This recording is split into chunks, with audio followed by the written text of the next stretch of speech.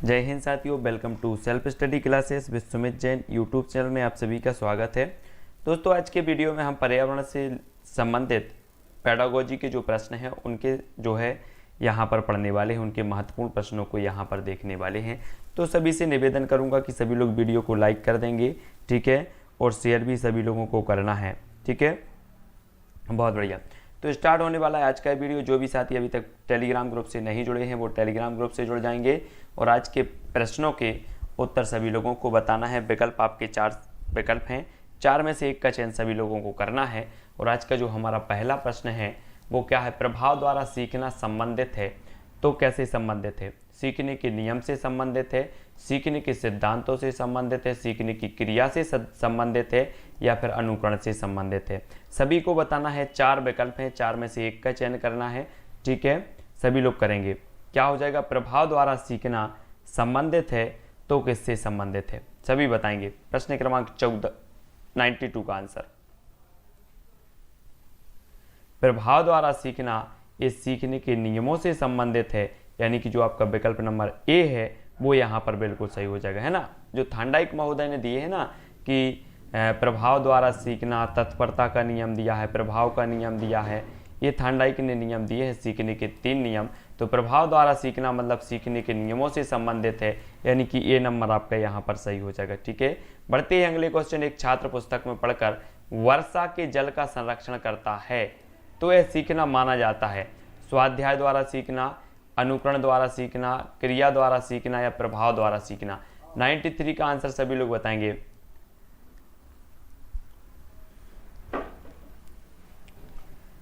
तब आपका right answer हो जाएगा साथियों क्या? विकल्प नंबर ए, यानी कि स्वाध्याय द्वारा सीखना। एक छात्र पुस्तक में पढ़कर वर्षा के जल का संरक्षण करता है तो यह सीखना माना जाता है स्वाध्याय द्वारा सीखना। ए नंबर आपका यहाँ पर सही होगा। ए नंबर जिन्होंने बताया है वो बिल्कुल सही है यहाँ पर, ठीक है। अगला है, किसी कार्य को करने पर छात्र की प्रशंसा की जाती है जिससे छात्र उस क्रिया को स्थायी रूप से सीख जाता है, उसका सीखना माना जाता है। प्रभाव द्वारा सीखना, तत्परता द्वारा सीखना, अभ्यास द्वारा सीखना या पृष्ठपोषण द्वारा सीखना? क्या माना जाता है? हमें उत्तर बताना है प्रश्न क्रमांक 94 का।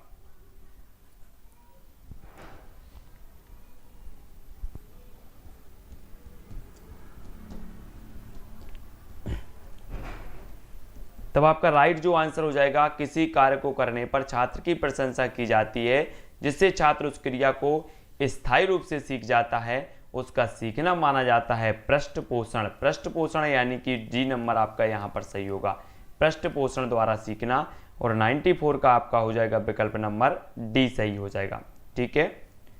हाँ, अगला देखो, बालक द्वारा बाल सभा के माध्यम से कविता एवं गीतों का सीखा जाना संबंधित है तो किससे संबंधित है? बालक द्वारा बाल सभा के माध्यम से कविता एवं गीतों का सीखा जाना संबंधित है क्रिया द्वारा सीखने से, पाठ्यक्रम सहगामी क्रियाओं द्वारा सीखने से, अनुकरण द्वारा सीखने से या फिर मानवीय क्रियाओं द्वारा सीखने से? तो हमें बताना है 4 विकल्पों के माध्यम से कि बालक द्वारा बाल सभा के माध्यम से कविता एवं गीतों का सीखा जाना संबंधित है तो किससे संबंधित है? प्रश्न क्रमांक 95।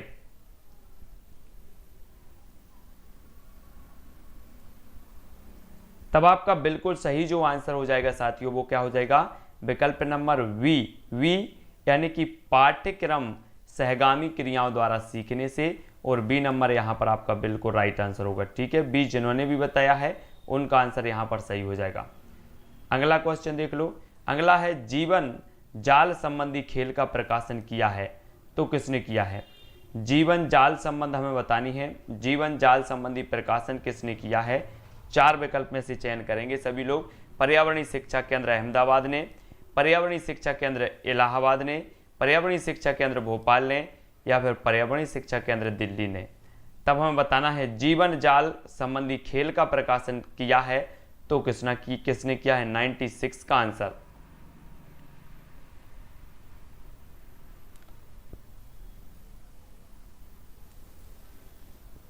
तब आपका बिल्कुल सही आंसर होगा कौन? पर्यावरणीय शिक्षा केंद्र अहमदाबाद ने। किसने? पर्यावरणीय शिक्षा केंद्र अहमदाबाद ने जो है जीवन जाल संबंधी खेल का प्रकाशन किया है। सभी लोग उत्तर जरूर बताएंगे, सभी लोगों को बताना है। ए नंबर आपका यहाँ पर सही हो जाएगा, ठीक है। हाँ, अगला क्वेश्चन है प्राथमिक स्तर पर पर्यावरणीय शिक्षा शिक्षण किया जाना चाहिए, खेलों के माध्यम से, कविता के माध्यम से, कहानी के माध्यम से या प्रयोग के माध्यम से। तब 97 का आंसर बताएंगे सभी लोग।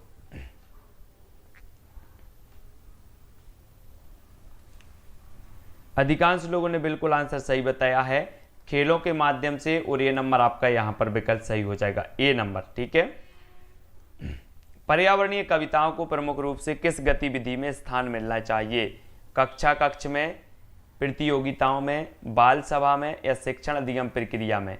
तो पर्यावरणीय कविताओं को प्रमुख रूप से किस गतिविधि में स्थान मिलना चाहिए? तब 98 का आंसर बताना है। प्रमुख रूप से किस गतिविधि में स्थान मिलना चाहिए पर्यावरणीय कविताओं को? तो आपका राइट आंसर हो जाएगा विकल्प नंबर सी, बाल सभा में, है ना। अगला क्वेश्चन है पर्यावरणीय नाटक प्रभावशाली उस स्थिति में होता है जब छात्र उसका निरीक्षण करते हैं, उसमें सहभागी बनते हैं, उसको पढ़ते हैं या फिर इनमें से कोई नहीं। तो पर्यावरणीय नाटक प्रभावशाली उस स्थिति में होता है जब, 4 विकल्प हैं, सभी लोग बताएंगे।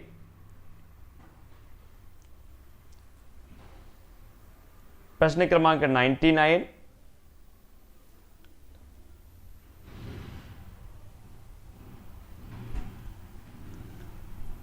तब आपका बिल्कुल राइट आंसर हो जाएगा विकल्प नंबर बी, उसमें सहभागी बनते हैं। बी जिन्होंने बताया उनका आंसर सही है।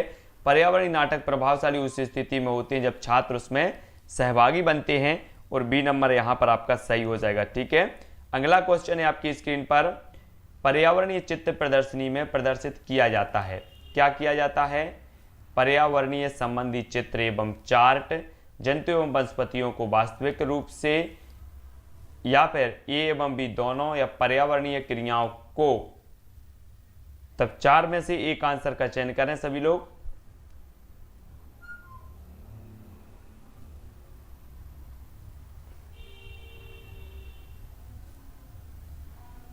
क्या होगा राइट आंसर प्रश्न क्रमांक 100 का? अधिकांश लोगों ने बिल्कुल आंसर सही बताया है कि पर्यावरणीय संबंधी प्रदर्शित किया जाता है, ए नंबर आपका सही होगा यहां पर। ठीक है। अगला क्वेश्चन देख लो। अगला जो क्वेश्चन है आपका, पारिस्थितिकी क्लब की स्थापना में भूमिका होती है शिक्षकों की, छात्रों की, दोनों की या प्रबंधक की? पारिस्थितिकी क्लब में बतानी है किसकी भूमिका होती है, प्रश्न क्रमांक 101 का। पारिस्थितिकी क्लब की स्थापना में बात हो रही है, यहां पर स्थापना में प्रमुख भूमिका होती है तो किसकी होती है? प्रश्न क्रमांक है 101, और 101 का आपका राइट आंसर क्या हो जाएगा?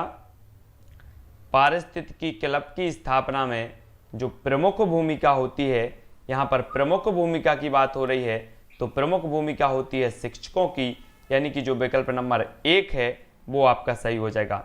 ठीक है, 1 नंबर शिक्षकों की होती है।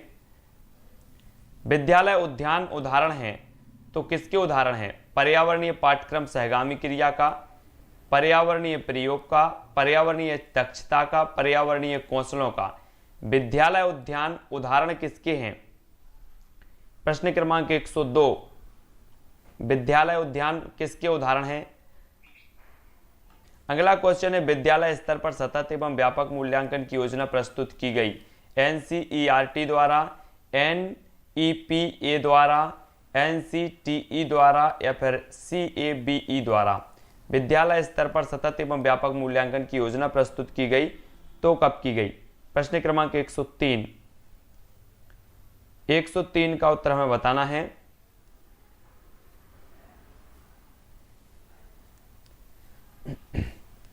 तो 103 का उत्तर हो जाएगा ए नंबर, एनसीईआरटी द्वारा। ए नंबर जिन्होंने बताया उनका आंसर बिल्कुल सही है, ए वालों का। ठीक है, एनसीईआरटी द्वारा प्रस्तुत मूल्यांकन योजना 2010 में मूल्यांकन क्षेत्र विभाजित है 3 भागों में, 4 भागों में, 5 भागों में या फिर 7 भागों में।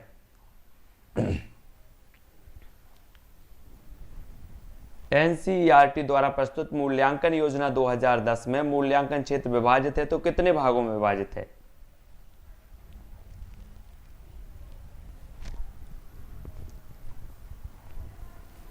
तब आपका राइट आंसर क्या हो जाएगा, 3 भागों में। ए नंबर आपका सही हो जाएगा। ए नंबर 3 भागों में विभाजित है, ये आपका राइट आंसर है। ठीक है, अगला देखो, विद्यालय क्षेत्र के मूल्यांकन में ज्ञात किया जाता है छात्रों का विषयगत उपलब्धि स्तर, छात्रों का व्यक्तित्व, कौशलात्मक ज्ञान या प्रयोगात्मक ज्ञान। 105 विद्यालय क्षेत्र के मूल्यांकन में ज्ञात किया जाता है। क्या ज्ञात किया जाता है,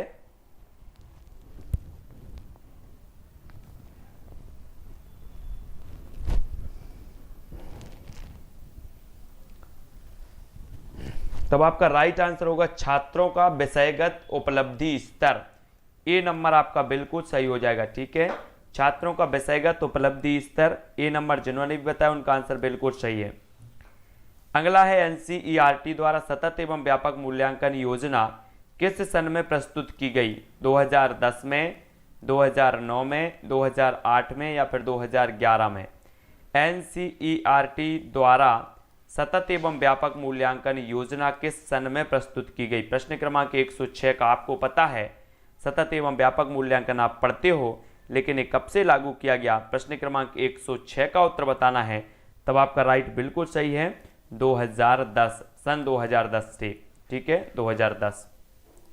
सामाजिक कौशल एवं भावात्मक कौशलों का मूल्यांकन विषय है, तो कौन सा विषय है, विद्यालयी क्षेत्र का, सह विद्यालयी क्षेत्र का, सह शैक्षिक क्षेत्र का या फिर पाठ्यक्रम सहगामी क्रियाओं का।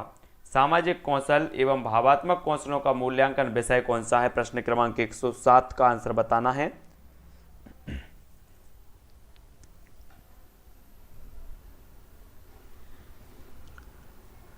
तब आपका राइट जो आंसर हो जाएगा वो क्या हो जाएगा, विकल्प नंबर बी, सह विद्यालयी क्षेत्र का। और बी नंबर जिन्होंने बताया उनका आंसर बी नंबर बिल्कुल सही है। ठीक है, अगला क्वेश्चन है, सृजनात्मक गतिविधियों का मूल्यांकन संबंधित है विद्यालयी क्षेत्र से, सह विद्यालयी क्षेत्र से, सह शैक्षिक गतिविधियों से या फिर क्रीड़ा क्षेत्र से। सृजनात्मक गतिविधियों का मूल्यांकन संबंधित है तो किससे संबंधित है, प्रश्न क्रमांक 108।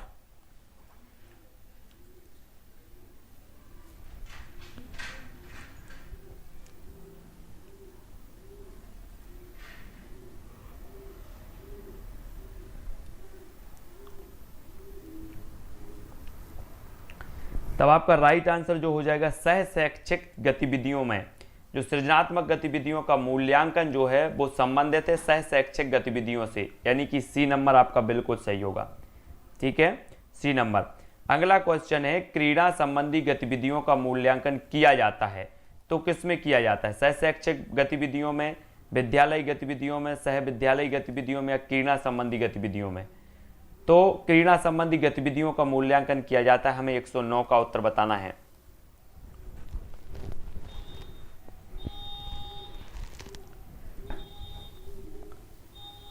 तब आपका बिल्कुल सही आंसर क्या हो जाएगा, सह शैक्षिक गतिविधियों में, यानी कि जो ए नंबर है वो आपका राइट आंसर हो जाएगा। ठीक है, ए नंबर, सह शैक्षिक गतिविधियों में क्रीड़ा संबंधी जो गतिविधियों का मूल्यांकन किया जाता है वो सह शैक्षिक गतिविधियों में किया जाता है। ठीक है, ए नंबर।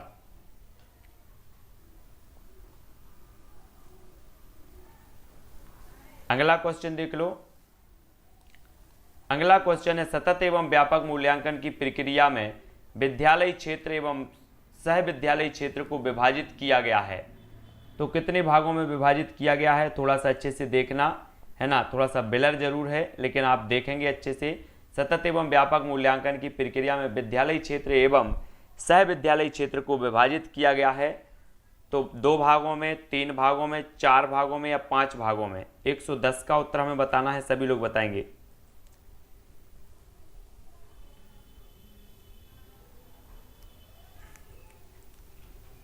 प्रश्न क्रमांक 110 और 110 का जो आंसर हो जाएगा वो हो जाएगा 2 भागों में, यानी कि 1 नंबर आपका यहां पर सही होगा। ठीक है, पोर्टफोलियो किस क्षेत्र की मूल्यांकन प्रक्रिया से संबंधित है, पोर्टफोलियो हमें बताना है विद्यालय क्षेत्र से है, सह विद्यालय क्षेत्र से है, सह शैक्षिक क्षेत्र से या क्रीड़ा क्षेत्र से। तो पोर्टफोलियो किस क्षेत्र की मूल्यांकन प्रक्रिया से संबंधित है, पोर्टफोलियो प्रश्न क्रमांक 111 और आपका उत्तर क्या होगा, विद्यालय क्षेत्र से। विद्यालय यानी कि 1 नंबर आपका बिल्कुल सही हो जाएगा इसका, ठीक है, 111 का ए। अगला क्वेश्चन है, विद्यालय क्षेत्र में मूल्यांकन किया जाता है तो ज्ञान एवं अवबोध का, अनुप्रयोग का, एवं भी दोनों का, या फिर व्यक्तित्व का।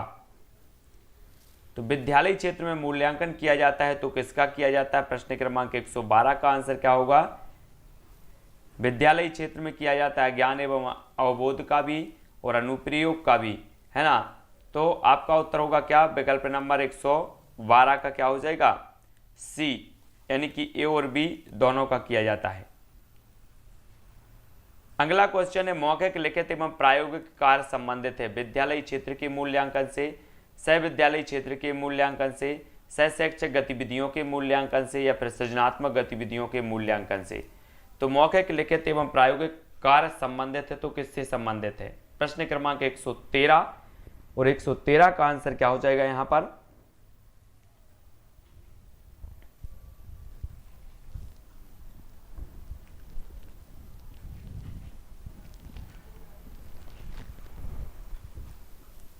आपका उत्तर है विद्यालय क्षेत्र के मूल्यांकन से। मौखिक, लिखित एवं प्रायोगिक कार्य संबंधित है तो वो है विद्यालय क्षेत्र के मूल्यांकन से, ठीक है, ए नंबर आपका सही होगा यहां पर। अगला है, एनसीईआरटी द्वारा प्रस्तुत मूल्यांकन योजना में छात्रों को प्रदान किए जाते हैं अंक, ग्रेड, अंक एवं ग्रेड, या उत्तीर्ण एवं अनुत्तीर्ण की श्रेणी। एनसीईआरटी द्वारा प्रस्तुत मूल्यांकन योजनाओं में छात्रों को प्रदान किए जाते हैं तो क्या प्रदान किए जाते हैं, प्रश्न क्रमांक 114 का आंसर बताना है।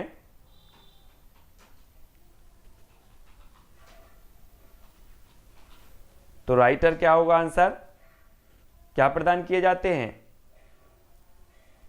एनसीईआरटी द्वारा प्रस्तुत मूल्यांकन योजना में छात्रों को जो प्रदान किए जाते हैं वो किए जाते हैं दोस्तों ग्रेड। ग्रेड यानी कि जो विकल्प नंबर आपका बी है वो यहां पर सही होगा, ग्रेड दिए जाते हैं, बी नंबर, ठीक है। विद्यालय क्षेत्र के मूल्यांकन के उपकरण हैं तो कौन से हैं, मौखिक, प्रश्न एवं प्रश्न पत्र, कक्षाकार, एवं भी दोनों, या फिर प्रायोगिक कार्य। विद्यालय क्षेत्र के मूल्यांकन के उपकरण कौन से हैं, 115 का उत्तर बताना है।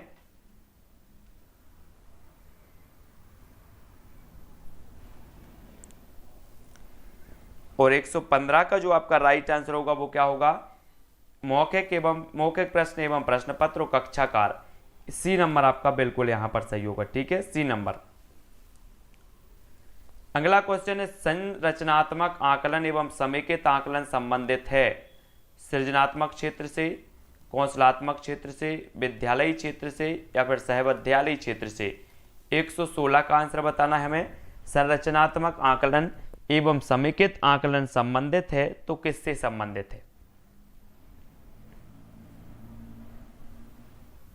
ब्लूप्रिंट का संबंध होता है तो किससे होता है, 4 विकल्पों में से हमें बताना। ब्लू पेडागोजी के 85 प्रश्नों की, है ना, आंसर हो जाएगा वो क्या हो जाएगा 117, और अधिकांश लोगों ने 117 का आंसर बताया है ए, यानी कि एक बार वीडियो को छोड़ के दोबारा फिर से चालू करो तो हो जाएगा, ठीक है। सामाजिक एवं व्यक्तिगत विशेषताओं के मूल्यांकन की तकनीकी है तो क्या तकनीकी है, प्रश्न क्रमांक 118 का आंसर, और 118 का आंसर हो जाएगा सी, यानी कि ए छात्रों को ग्रेड प्रदान किया जाता है माह में 1 बार, माह में 2 बार, 3 माह में 1 बार, या 6 माह में 1 बार होगा, वो क्या हो जाएगा ए, माह में 1 बार, ठीक है, ए नंबर आपका बिल्कुल सही होगा।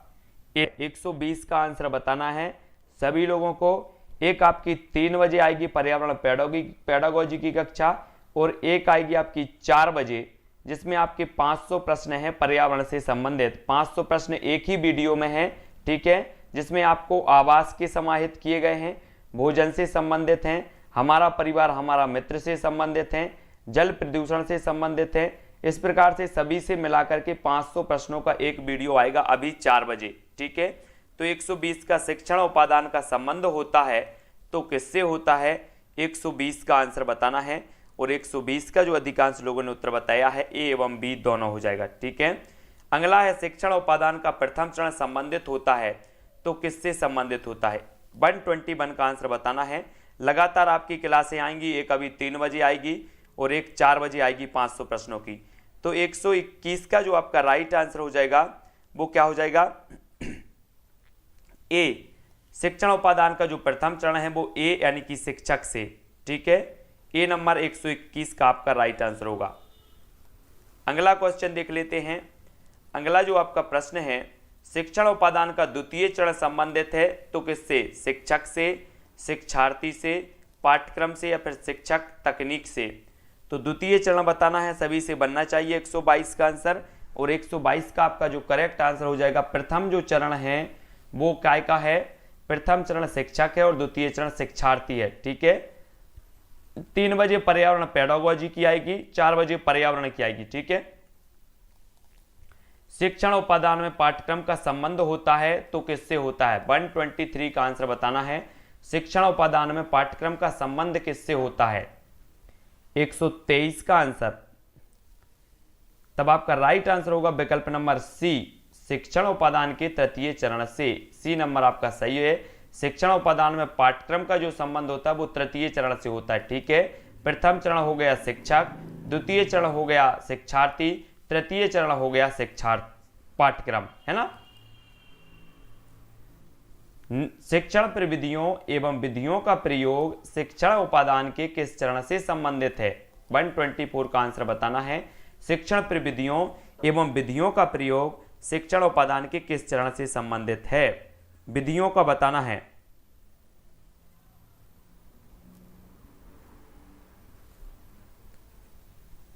शिक्षण प्रविधियों एवं विधियों का प्रयोग शिक्षण उपादान के किस चरण से संबंधित है? तब आपका 124 का राइट आंसर जो हो जाएगा साथियों वो क्या हो जाएगा? अधिकांश लोगों ने बताया है प्रथम चरण। प्रयोग शिक्षण विधियों एवं प्रविधियों का प्रयोग शिक्षण उपादान के किस चरण से संबंधित है? और सभी लोगों ने 124 का जो उत्तर बताया है वो चरण क्या कहलाएगा? शिक्षण उपादान में हमने देख लिया कि प्रथम चरण पर शिक्षक, द्वितीय चरण पर शिक्षार्थी, तृतीय चरण पर पाठ्यक्रम और शिक्षण प्रविधियों का जो आएगा वो कौन से चरण में आ जाएगा? शिक्षण प्रविधियों एवं विधियों का प्रयोग।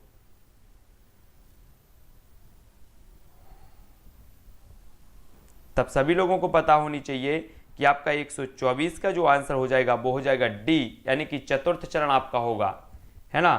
तो डी नंबर यहां पर सही होगा आपका, चतुर्थ चरण। अगला है शिक्षण उपादान का द्वितीय चरण में सम्मिलित किया जाता है तो क्या सम्मिलित किया जाता है? 125।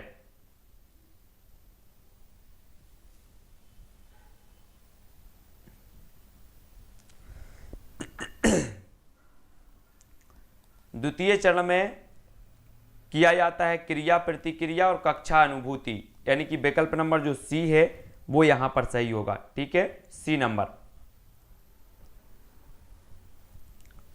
शिक्षण उपादान का तृतीय चरण संबंधित है तो किससे संबंधित है? 126।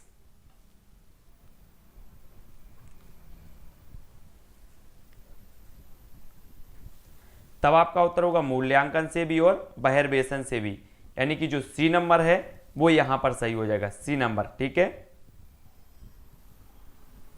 अगला है भ्रमण विधि का प्रमुख लाभ होता है विषय वस्तु का प्रत्यक्ष ज्ञान, स्थायी अधिगम, क्रियाशीलता या फिर संगठन योग्यता। तो क्या लाभ होता है बताना है। भ्रमण विधि का जो लाभ होता है वो क्या होता है? 127 का आंसर बताना है। और जो आपने राइट आंसर बताया है कि विषय वस्तु का इसमें क्या हो जाता है? प्रत्यक्ष ज्ञान, यानी कि ए नंबर आपका सही होगा। ठीक है, भ्रमण विधि का प्रमुख जो लाभ होता है वो होता है विषय वस्तु का प्रत्यक्ष ज्ञान, ए नंबर। ठीक है, अगला देख लो। पर्यावरणीय अध्ययन में भ्रमण विधि का प्रमुख उद्देश्य होता है प्रकृति से संपर्क,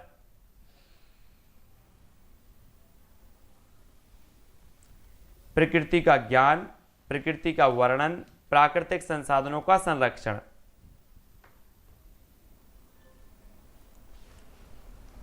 तब आपका 128 का राइट आंसर क्या हो जाएगा? 128 का आपका आंसर होगा 1 नंबर। पर्यावरण अध्ययन में भ्रमण विधि का जो प्रमुख उद्देश्य होता है प्रकृति से संपर्क, है ना। समस्या समाधान विधि में छात्र सीखते हैं मानसिक संघर्ष द्वारा, क्रिया द्वारा, प्रयोग द्वारा या फिर तर्क द्वारा। समस्या समाधान विधि में बताना है कैसे सीखता है। 129 का आंसर बताना है।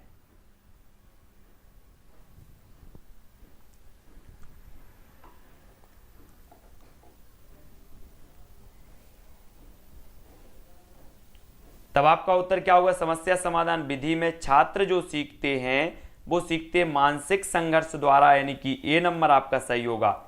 मानसिक संघर्ष चलता ना समस्या समाधान में, तो ए नंबर आपका सही होगा। समस्या समाधान विधि का प्रयोग नहीं करना चाहिए प्राथमिक स्तर पर, उच्च प्राथमिक स्तर पर, माध्यमिक स्तर पर या फिर उच्च माध्यमिक स्तर पर। तो आपको बताना है 130 का आंसर।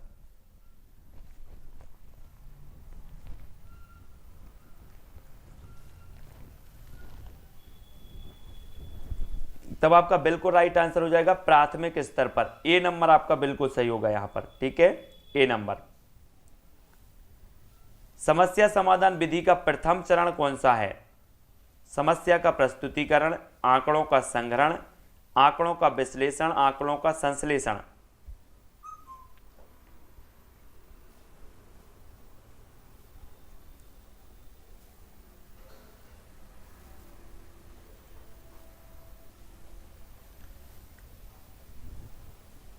तब आपका राइट आंसर क्या होगा? समस्या का प्रस्तुतिकरण। समस्या समाधान विधि का जो प्रथम चरण है वो समस्या का प्रस्तुतिकरण है ना। 131 का आपका ए नंबर सही होगा। योजना विधि का प्रथम सोपान कौन सा है? 132 का आंसर बताना है। योजना का चुनाव, कार्यक्रम निर्माण, योजना का क्रियान्वयन या सामग्री का चयन। तो 132 का आंसर बताना है। तब आपका राइट आंसर क्या होगा?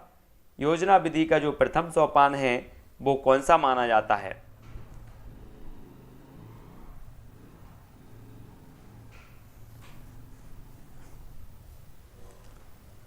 तब आपका राइट जो आंसर हो जाएगा वो क्या हो जाएगा? योजना का चुनाव। ए नंबर आपका सही होगा। योजना विधि में प्रमुख भूमिका होती है शिक्षक की, छात्र की, दोनों की या साधनों की। 133 का आंसर बताना है। तो योजना विधि में प्रमुख जो भूमिका होती है वो किसकी होती है?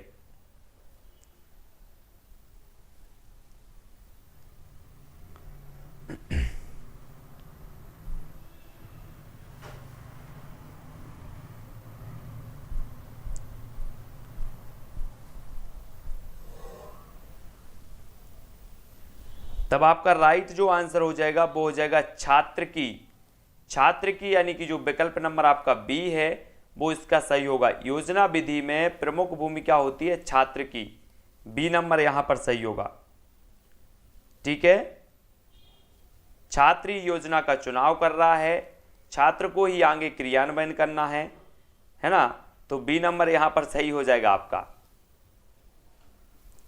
अगला देखो, और योजना विधि में शिक्षक की भूमिका होती है तो बताना है सहायक एवं निर्देशक की, नियंत्रक की, अनुशासक की या फिर निरीक्षक की। सभी लोग बताएंगे। और वहां पर आपका पूछा गया था प्रमुख भूमिका। क्या पूछा गया था? प्रमुख भूमिका किसकी होती है? तो प्रमुख भूमिका होती है छात्र की, ठीक है। शिक्षक की होती है, बिल्कुल होती है, लेकिन प्रमुख भूमिका जो होती है वो छात्र की होती है। और प्रमुख भूमिका पूछा गया, यहां पर प्रश्न को अच्छे से देखना है। देखो, जो प्रमुख भूमिका होती है वो किसकी होती है? तब यहां पर देखो, नेक्स्ट देखो, योजना विधि में शिक्षक की भूमिका क्या होती है? 134 सहायक एवं निर्देशक की। ये सहायक एवं निर्देशक हैं, ये सहायक हैं, योजना बनाने में ये सहायक होते हैं, ना कि ये योजना बनाते हैं। योजना बनाने में सहायक हैं, निर्देशक हैं। और जो प्रमुख भूमिका की बात आती है तो वो किसकी आती है? अगर मैं कहूं कि परीक्षा देने में या पढ़ाई करने में प्रमुख भूमिका किसकी है, छात्र की या फिर टीचर की। तो छात्र तो आपका, छात्र का मार्गदर्शन कर रहा है टीचर, टीचर की प्रमुख भूमिका नहीं होगी पढ़ाई करने में, छात्र की ही होगी उसमें। तो कि छात्र पढ़ाई कर रहा है, टीचर तो सिर्फ क्या कर रहा है, मार्गदर्शन कर रहा है आपका और आपको निर्देशित कर रहा है। तो प्रमुख भूमिका छात्र की होती है, भूमिका शिक्षक की भी होती है, लेकिन प्रमुख की बात हो रही है। खेल विधि में कौशल संबंधी कार्यों के अंतर्गत सम्मिलित किया जाता है, तो क्या किया जाता है, पौधे लगाना, खिलौने बनाना, ए एवं बी दोनों, या फिर कविता लिखना। खेल विधि में कौशल संबंधी कार्यों के अंतर्गत सम्मिलित किया जाता है। तब 135 का आंसर क्या हो जाएगा आपका, खेल विधि में कौशल संबंधी कार्यों के अंतर्गत जो सम्मिलित किया जाता है, पौधे लगाना भी किया जाता है, खिलौने बनाना भी किया जाता है, यानी कि ए और बी आपके 2C नंबर सही हो जाएगा यहां पर। ठीक है, अगला क्वेश्चन है, खेल विधि में ज्ञानात्मक कार्य होते हैं, शैक्षिक भ्रमण, उद्यान में कार्य, चार्ट बनाना या फिर पौधे लगाना। 136 का आंसर बताना है हमें।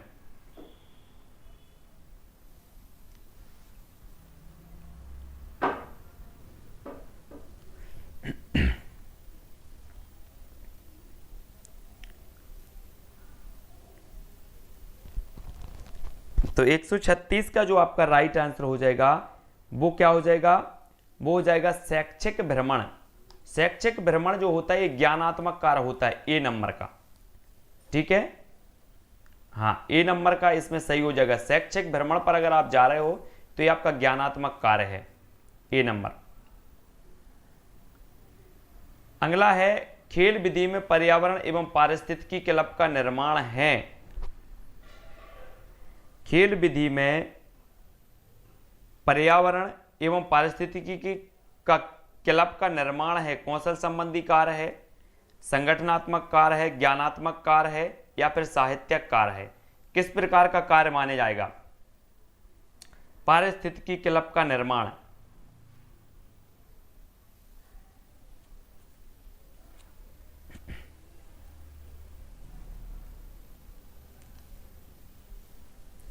बिल्कुल राइट आंसर ए माना जाएगा आपका संगठनात्मक कार्य, बी नंबर आपका सही हो जाएगा। ठीक है, पारिस्थितिकी क्लब का जो निर्माण है ये संगठनात्मक निर्माण माना जाएगा, बी नंबर। ठीक है, यहां पर सीधा सीधा तो है, क्लब की बात आई है, तो अगर क्लब का निर्माण होगा तो क्या एक जंतु द्वारा हो जाएगा, एक व्यक्ति द्वारा हो जाएगा? जब बहुत सारा संगठन होगा तभी तो क्लब की बात आई है ना। तो पर्यावरण शिक्षण में खेल विधि का प्रयोग प्रमुख रूप से करना चाहिए, प्राथमिक स्तर पर, उच्च प्राथमिक स्तर पर, माध्यमिक स्तर पर या फिर उच्च माध्यमिक स्तर पर। पर्यावरण शिक्षण में खेल विधि का प्रयोग प्रमुख रूप से करना चाहिए। 138 का आंसर क्या हो जाएगा? तो सभी लोगों को पता है कि पर्यावरण शिक्षण में खेल विधि का प्रयोग प्राथमिक स्तर, यानी कि विकल्प नंबर जो ए है वो राइट आंसर हो जाएगा, प्राथमिक स्तर पर करना चाहिए। अगला है, पर्यावरणीय सामग्री का प्रयोग किया जा सकता है शिक्षण अधिगम सामग्री के रूप में, शिक्षण सामग्री के रूप में, अधिगम सामग्री के रूप में या फिर ज्ञान के रूप में। 139 का आंसर हमें बताना है। तो पर्यावरणीय सामग्री का प्रयोग जो किया जा सकता है वो किस में किया जा सकता है? सर्वश्रेष्ठ जो आपका उत्तर होना चाहिए वो क्या होनी चाहिए? पर्यावरणीय सामग्री का जो प्रयोग किया जा सकता है वो किया जा सकता है शिक्षण अधिगम सामग्री के रूप में, यानी कि ए नंबर जो है आपका सही हो जाएगा यहां पर। अगला है, पर्यावरण शिक्षण विधि के रूप में प्रयुक्त करने का लाभ होता है, तो क्या होता है? पर्यावरण का शिक्षण विधि के रूप में प्रयुक्त करने का लाभ क्या होता है? शिक्षण अधिगम सामग्री में प्रभावशीलता, ज्ञान में स्थायित्व, मनोरंजन या फिर खेल खिलाना। 140 का आंसर बताना है। 5 प्रश्न और हैं आपके पास बस। तो 140 का आंसर क्या हो जाएगा आपका, शिक्षण अधिगम सामग्री में प्रभावशीलता, ए नंबर सही होगा यहां पर। ठीक है, प्रस्तावना कौशल एवं व्याख्या कौशल में कौशलों को माना जाता है अधिगम कौशल, शिक्षण कौशल, शिक्षण अधिगम कौशल या ज्ञानात्मक कौशल। 141 का आंसर बताना है। राइट आंसर क्या होगा, शिक्षण कौशल, बी नंबर यहां पर सही हो जाएगा। ठीक है, बी नंबर।